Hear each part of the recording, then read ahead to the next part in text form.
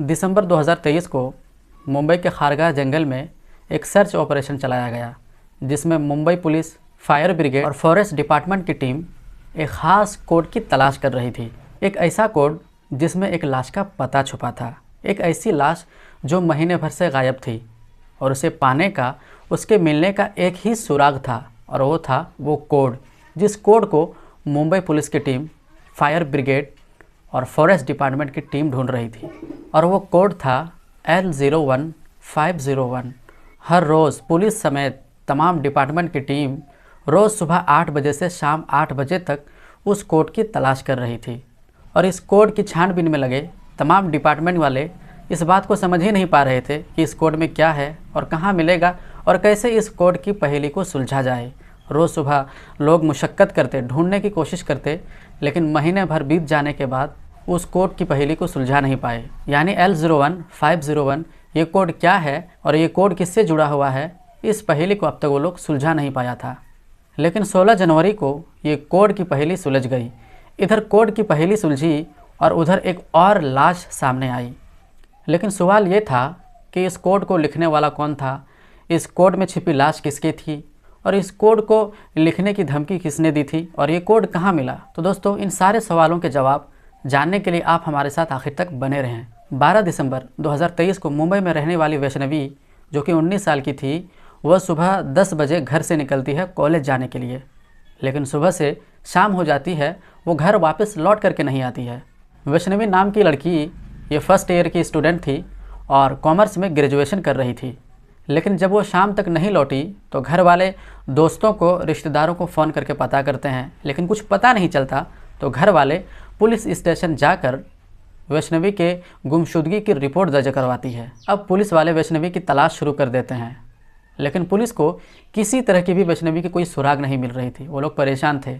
लेकिन ठीक 12 दिसंबर की शाम को ही जूही नगर रेलवे स्टेशन के करीब एक लड़के की लाश मिलती है और उस लाश को रेलवे पुलिस ने मुर्दा घर भेज दिया था। बाद में लाश के जो परिवार वाले थे उनका पता करके वो लाश उस परिवार वालों के हवाले कर देता है। और ठीक उस लाश के करीब एक मोबाइल में मिला था। उस मोबाइल को केस प्रॉपर्टी मानते हुए माल खाने में रख दिया, क्योंकि मामला खुदकुशी का लग रहा था। और इधर दिन ब दिन बीत रहे थे, लेकिन वैष्णवी का कुछ भी पता नहीं चल रहा था। किसी तरह का कोई सुराग नहीं मिल रहा था और घर वाले परेशान थे। उन्हें लग रहा था कि पुलिस ठीक से अपना काम नहीं कर रही है। गुजरते दिनों के साथ साथ पुलिस पर वैष्णवी की तलाश करने का दबाव ज़ोर ब ज़ोर बढ़ता जा रहा था पुलिस के ऊपर। और 6 जनवरी को मुंबई पुलिस कमिश्नर ने वैष्णवी को तलाश करने के लिए एक ख़ास टीम बनाया और एक ख़ास टीम बना करके उन्होंने वैष्णवी की तलाश करने का ऐलान किया। और मुंबई क्राइम ब्रांच के डीसीपी अमित काले को इसकी कमान सौंपी गई। इस टीम के साथ एंटी ह्यूमन ट्रैफिकिंग यूनिट को भी वैष्णवी की तलाश में शामिल कर लिया गया। अब 3 हफ्ते बाद पहली बार पुलिस पूरी शिद्दत के साथ वैष्णवी की तलाश में एक बार फिर से जुट गई। टीम ने सबसे पहले सीसीटीवी फुटेज चेक किए, साथ ही वैष्णवी के कॉल डिटेल भी चेक किया गया। 12 दिसंबर को एक सीसीटीवी कैमरे में वैष्णवी कॉलेज से घर लौटने के लिए जीटीवी नगर रेलवे स्टेशन से एक ट्रेन पर चढ़ती है। लेकिन बाद में एक दूसरे कैमरे ने यह दिखाया कि वो ट्रेन से खारघर जंगल पर उतर गई। और खारघर के बाद एक और कैमरे में वैष्णवी नज़र आई, पर इस बार उसके साथ एक लड़का था। और वो दोनों ट्रेन से निकलने के बाद खारघर कैंप जंगल की तरफ वो लोग चले जाते हैं। और कुछ देर के बाद वो लड़का तो जंगल से लौटते हुए दिखाई दे रहा था, लेकिन सिर्फ वो लड़का ही था और वैष्णवी उसके साथ मौजूद नहीं थी। इस चीज़ को जब सीसीटीवी कैमरे में पुलिस ने देखा तो पुलिस को लगा कि हाँ, लड़के को पकड़ना चाहिए, बस लाश का पता चल जाएगा। और फिर इसी के साथ लड़के पर पुलिस का शक चला गया और सबसे पहले 12 दिसंबर के कॉल डेटा को देखना शुरू किया, खासकर उस वक्त जब वैष्णवी उस लड़के के साथ जंगल की तरफ जा रही थी। और कॉलेज से आते वक्त वो लड़का वैष्णवी के साथ जंगल पर जा रही थी, तो वैष्णवी के मोबाइल पर उस वक्त एक नंबर से कॉल आया था। जब फिर उस नंबर की और गहरी से जांच की जाती है तो पता चलता है कि इससे पहले भी कई बार इस नंबर से कॉल आई थी और काफ़ी दिनों से इन दोनों की इस नंबर पे बात हुई थी और उस लड़के का नाम था वैभव। अब पुलिस मोबाइल नंबर के ज़रिए पुलिस की टीम वैभव के घर पहुंचती है और घर पहुंचने के बाद ये केस सुलझने के बजाय और ये केस पेचीदा हो जाता है। वैभव के घर वाले ने बताया कि ठीक 12 दिसंबर को वैभव की मौत हो गई थी और उनके घर वालों ने अपने हाथों से ही अपने बेटे वैभव का अंतिम संस्कार किया था। वैभव ने जूही नगर रेलवे स्टेशन के करीब ट्रेन के आगे कूदकर खुदकुशी की थी। अब इस नए खुलासे के साथ पुलिस की टीम वैष्णवी के घर पर पहुंचती है और घर वालों से वैभव के बारे में पूछताछ करती है। तब एक और कहानी सामने आती है। घर वाले बताते हैं कि वैभव और वैष्णवी एक दूसरे से प्यार करते थे।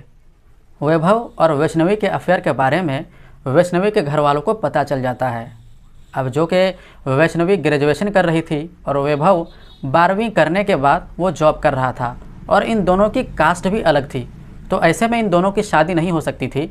इसलिए वैष्णवी के घर वालों ने वैष्णवी को वैभव से दूरी बनाने के लिए कहा और इसी बात पर अमल करते हुए वैष्णवी ने वैभव को सोशल मीडिया के हर एक प्लेटफॉर्म से उनको ब्लॉक कर दिया और उनसे हर तरह के रिश्ते को उन्होंने तोड़ दिया। अब वैभव इस बात को लेकर काफ़ी परेशान हो गया और परेशान होने के साथ साथ वो ये सोचने लगा था कि शायद वैष्णवी मुझे धोखा दे रही है और मुझे छोड़कर वो किसी और के प्यार में पड़ चुकी है। हालांकि सच्चाई कुछ और थी। अब इन दोनों की अफेयर को सुनने के बाद पुलिस की टीम दोबारा रेलवे पुलिस के पास पहुंचती है। रेलवे पुलिस के रिपोर्ट में यह लिखा था कि वैभव ने 12 दिसंबर की शाम को एक ट्रेन से आगे कूदकर खुदकुशी कर ली थी। मुंबई पुलिस वैष्णवी के केस की जानकारी देते हुए रेलवे पुलिस से वैभव के जब्त किए हुए सामान अपने कब्जे में ले लेती है। इसमें वैभव का एक मोबाइल भी था। मोबाइल को पुलिस लेती है और एक्सपर्ट के ज़रिए उस मोबाइल के लॉक को अनलॉक किया जाता है।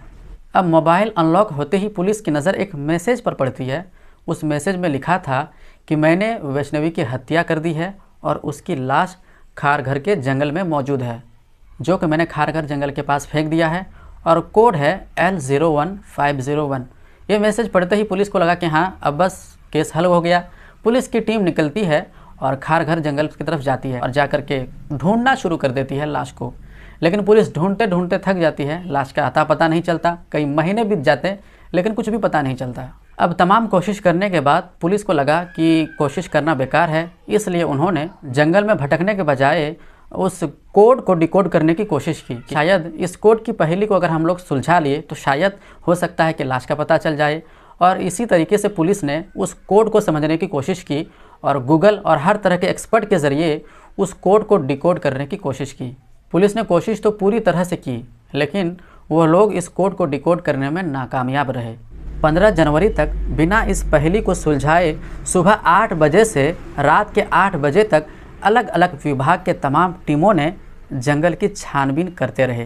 पूरा हफ्ता बीत जाने पर भी जब कोई कामयाबी नहीं मिली और जब कोई कहीं से कोड डिकोड नहीं हुआ, तब 16 जनवरी को मुंबई की स्पेशल टीम ने खारघर फॉरेस्ट डिपार्टमेंट से इस कोड को शेयर किया और पूछा कि यह कोड क्या हो सकता है। अब फॉरेस्ट डिपार्टमेंट की टीम ने जैसे ही इस कोड को देखा, वो लोग फ़ौरन समझ गए और फॉरेस्ट टीम ने जब इस कोड को डिकोड कर लिया तो एक बार फिर फॉरेस्ट डिपार्टमेंट की टीम और पुलिस की टीम उस जंगल में गए और फिर वन विभाग के एक कर्मचारी के इशारे पर एक पेड़ के पास रुक गए। आसपास की अब तलाशी ली गई। महीने भर से गायब वैष्णवी की लाश उसी पेड़ के पास से बरामद की गई। केस अब पूरी तरह से सुलझ चुका था। आप सोच रहे होंगे कि जो काम पुलिस और बाकी टीमों ने इस कोड को सुलझा नहीं पाई, उस फॉरेस्ट डिपार्टमेंट ने चुटकी में कैसे सुलझा दिया।